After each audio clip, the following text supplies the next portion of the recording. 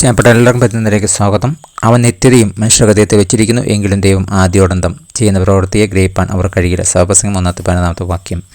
സഭാപ്രസംഗം 3 ആദ്യത്തെ 8 വാക്യങ്ങൾ ജീവിതത്തെ സാധാരണകരമായ ചില പ്രക്രിയയിലൂടെ അനിയന്ത്രിതമായ തെരഞ്ഞെടുപ്പുകളെപ്പറ്റി താളാത്മകമായി പറയുന്നു. നാം ജീവിതത്തിൽ ഏത് ഘട്ടത്തിലായിക്കൊള്ളട്ടെ, നാം ചെയ്യുവാൻ ആഗ്രഹിക്കുന്ന എല്ലാ കാര്യങ്ങളും ചെയ്യാനുള്ള സമയം നമുക്ക് കിട്ടാനുള്ള സമയത്തെ കൈകാര്യം ചെയ്യുന്നതിനുള്ള ബുദ്ധിപരമായ തീരുമാനം എടുക്കുവാൻ ശരിയായൊരു പ്ലാൻ ആവശ്യമാണ്. സങ്കീർത്തനം 90:12 വാക്യം. ദൈവത്തോടൊപ്പം നാം ദിവസം ചെലവഴിക്കുന്ന സമയം നമ്മുടെ ആത്മീയം ആരോഗ്യത്തിന് പ്രധാനമായി കാണിക്കുന്നു. ഫലപ്രദമായ കാര്യങ്ങൾ ചെയ്യുന്ന ആത്മതൃപ്തി നൽകുന്ന സഭാപ്രസംഗം 3:13 വാക്യം. ദൈവത്തെ സേവിക്കുന്ന, മറ്റുള്ളവരെ സഹായിക്കുന്ന, നമ്മുടെ ജീവിതത്തെക്കുറിച്ച് ദൈവീകത്തെക്കുറിച്ച് സഹകരിക്കുന്ന എഫെസ്യർ 2:10 വാക്യം. വിശ്രമത്തിൻ്റെയും ആനന്ദത്തിൻ്റെയും സമയം പാഴാക്കുകയല്ല, ശരീരത്തിന് ആത്മാവിനോട് ഉപയോഗിക്കുകയാണ്.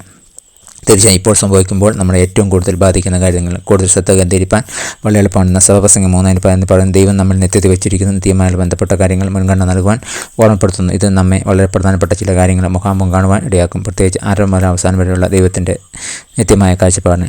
നിങ്ങളുടെ സമയം ചെലവഴിക്കുന്ന രീതിയെക്കുറിച്ച് നിങ്ങൾക്ക് ഏത് വ്യത്യസ്ത തിരഞ്ഞെടുപ്പ് നടത്താം. സഭാപ്രസംഗം എഴുത്തുകാരൻ ദൈവം നിത്യത്തെ മനുഷ്യൻ്റെ ഹൃദയത്തിൽ വെച്ചിരിക്കുന്നു എന്ന് പറയുന്നതിൻ്റെ അർത്ഥം എന്താണ്?